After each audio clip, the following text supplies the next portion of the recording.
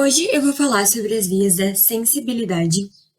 É um conteúdo assim um pouco extenso, um pouco denso, e vou tentar facilitar um pouco sem deixar de falar as coisas importantes, porque isso é uma pré-aula, né? Então é para facilitar a compreensão de vocês da aula que vai ser dada. Começando com a definição. As vias da sensibilidade são as vias aferentes, ou seja, elas vão da periferia em direção ao sistema nervoso central. São responsáveis pela informação para o encéfalo sobre o meio externo, sobre o funcionamento do meio interno e também movimento e posição do corpo.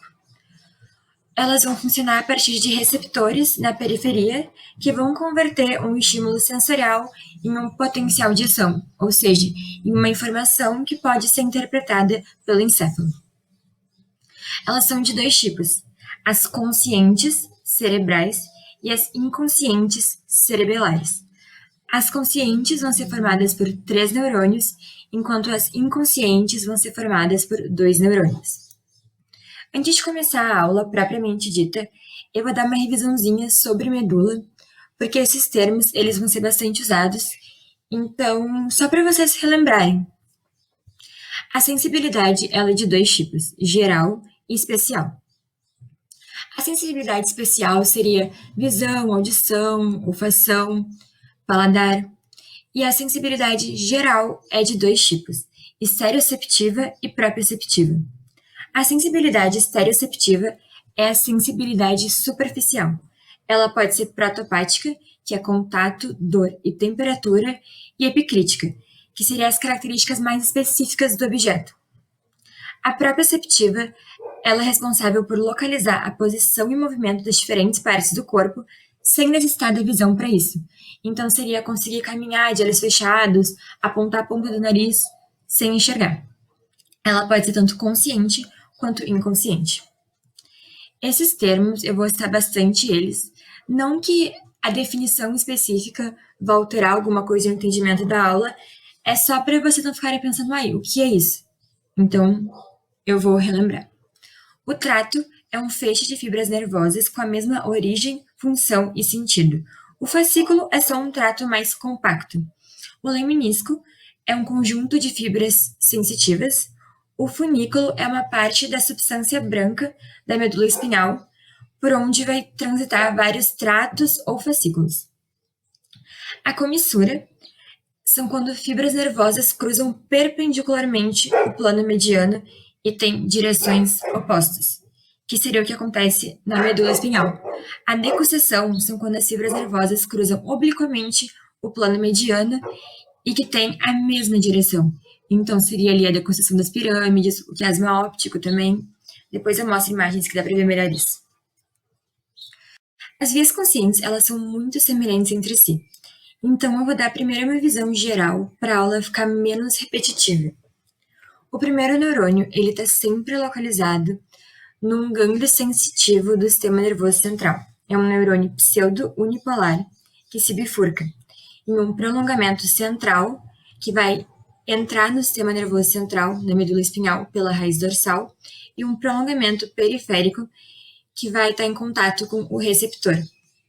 Aqui eu peguei uma imagem para ilustrar melhor o gânglio espinhal, o corpo celular do neurônio pseudo-unipolar dentro desse gânglio espinhal, um prolongamento indo em direção à periferia e o outro prolongamento entrando no sistema nervoso central. O segundo neurônio, ele pode estar localizado tanto na coluna posterior da medula espinhal quanto em núcleos do tronco encefálico, mas geralmente é na coluna posterior da medula espinhal.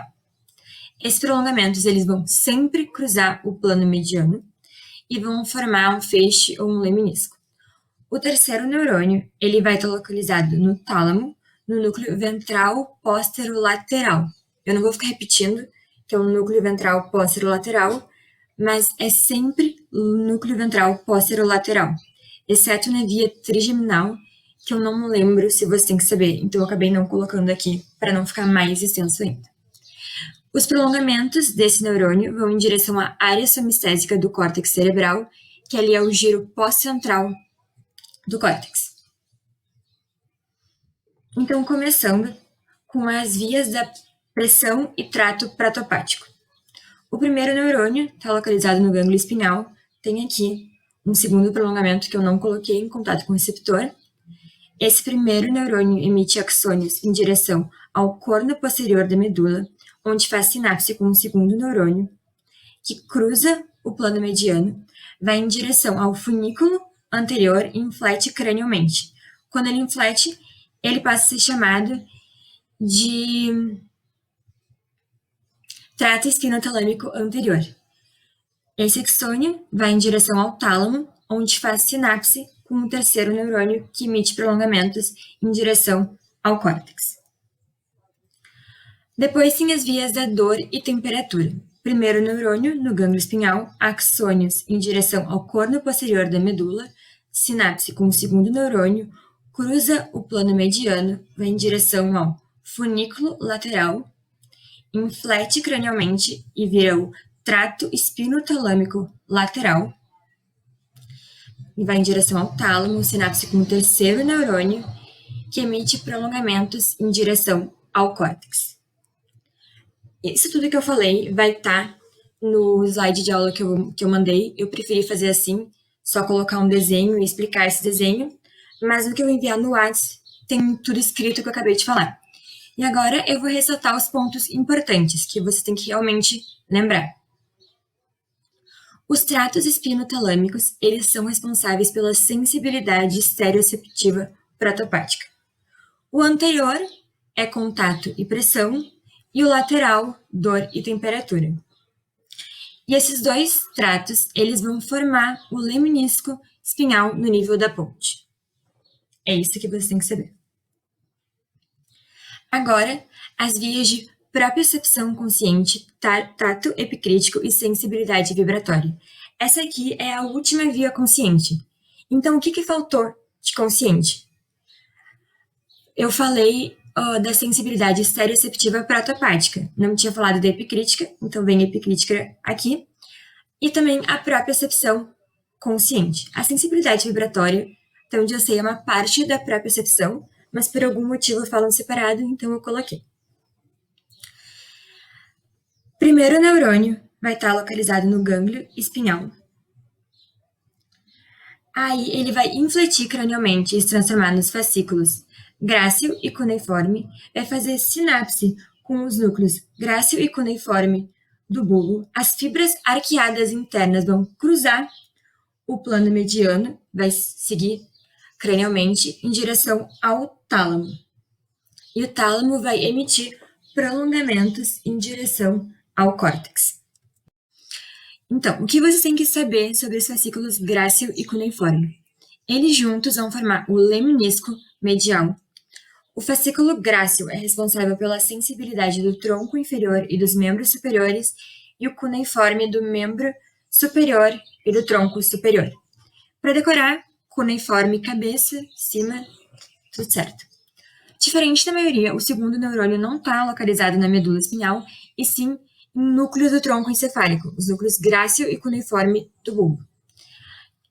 Quem cruza o plano mediano são fibras arqueadas internas. Aqui eu peguei uma imagem com uma visão assim mais geral para vocês visualizarem melhor as vias da sensibilidade. Aqui são só as vias conscientes. Aqui tem os receptores, uns prolongamentos do neurônio pseudonipolar, corpo celular no gânglio espinhal, prolongamentos que vai entrar no corno posterior da medula, vai fazer sinapse com um segundo neurônio que vai cruzar o plano mediano e infletir cranialmente, sinapse com o tálamo e prolongamentos em direção ao córtex. Eu esqueci de falar que esse é o trato espinotalâmico. Eles não diferenciaram em lateral e anterior.